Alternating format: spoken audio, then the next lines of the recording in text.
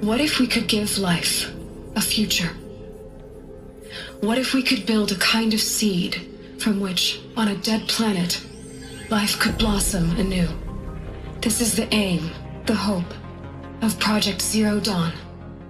To create a super-intelligent, fully automated terraforming system and bring life back from lifelessness. What would such a system require? At its core, it would need a true AI, devoted to the reflourishing of life. We call it Gaia. Mother Nature as an AI. But that's just the core of the system. We don't have to build the entire system. The beauty of a fully automated terraforming system is that it can build itself.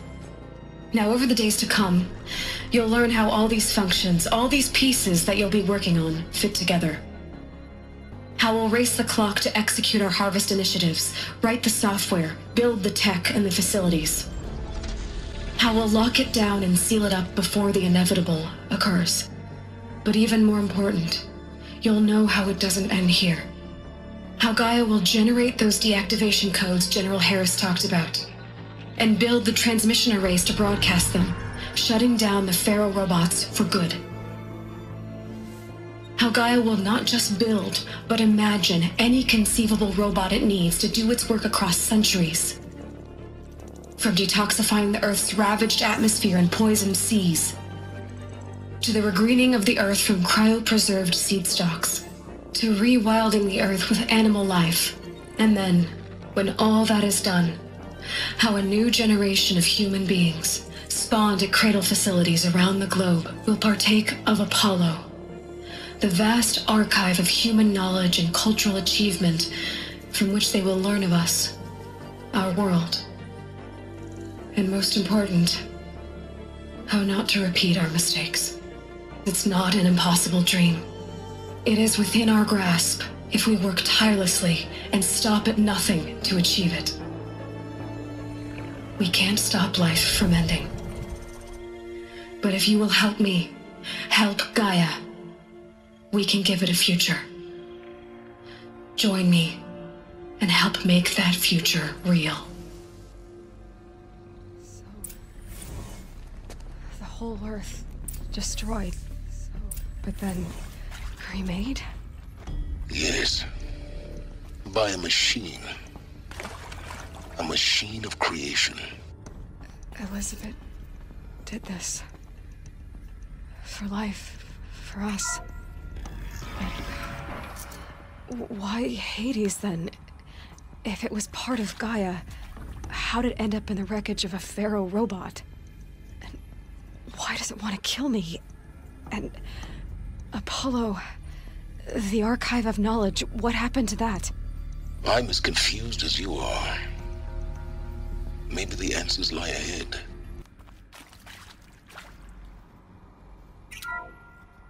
Hello, I'm Margot Shen, and this is Hephaestus. As the name might tip you off, this is going to be the subordinate function that Gaia will use to make lots and lots of robots. Her personal forge. Except, it's not that simple. You probably noticed that only about a third of you are robotics engineers. The rest, experts in machine cognition, virtual heuristics, that stuff. Well, that's because we aren't going to be the ones designing and building robots. The last thing we want is to burden Gaia with a bunch of outmoded 21st century designs. Waste of time. Our purpose is to empower Gaia to build the robots, and not just build, imagine, from scratch. Any robot she needs for any conceivable purpose, designed and fabricated at a snap of a finger. Hers. Her finger. So, Hephaestus isn't really the forge. It's more like the knowledge of craft and ingenuity of a mastersmith to wield the hammer. Encoded as software. Virtual creativity made real. Gaia's already learning. In simulation, she's doing some very creative things with fractal assembly and animal morphologies. Her designs aren't about to win the Liam Prize anytime soon, but hey, everyone has to start somewhere. So, yes, time to get started. Let's do this.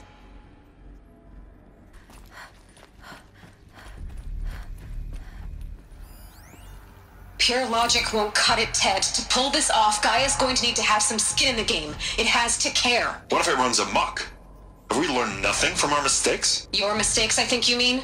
All I'm saying is, give it a kill switch. She was just born, Ted. I'm not gonna put a gun to her head while she's still in the cradle. You talk like it's a child. What if it becomes a monster?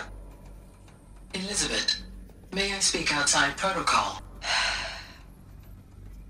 Of course, Gaia, go on. I'm sorry to contradict you, but Mr. Farrow's argument is sound.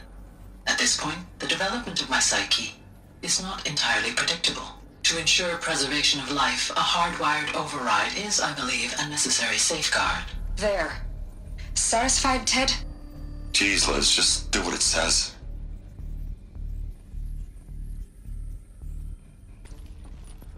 The Alpha Registry master file. Intact? Yeah. No signs of corruption. Then what are you waiting for? Copy the file. With this, I can restore the registry at the hatch inside Allmother. Open it. Go inside.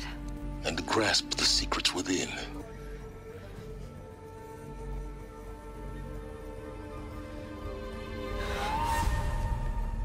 Eclipse. You need to get out of there. What you found is too valuable. You're too valuable.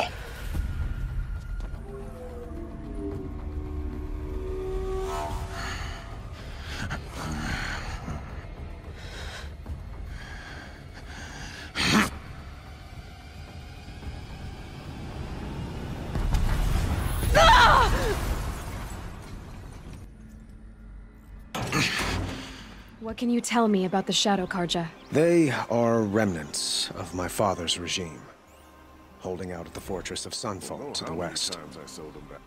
Like him, they care only for domination, and seek to draw upon the power of the sun by spilling blood in its name.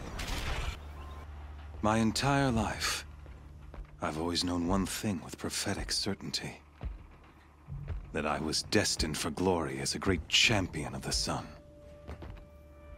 Even when Jiran was murdered, even when Meridian fell, I never doubted my destiny. Until you came along. When I heard that you had survived, a doubt took root in my mind. As sure as the sun rises and falls each day, those I am bade to kill die. And yet I failed. How?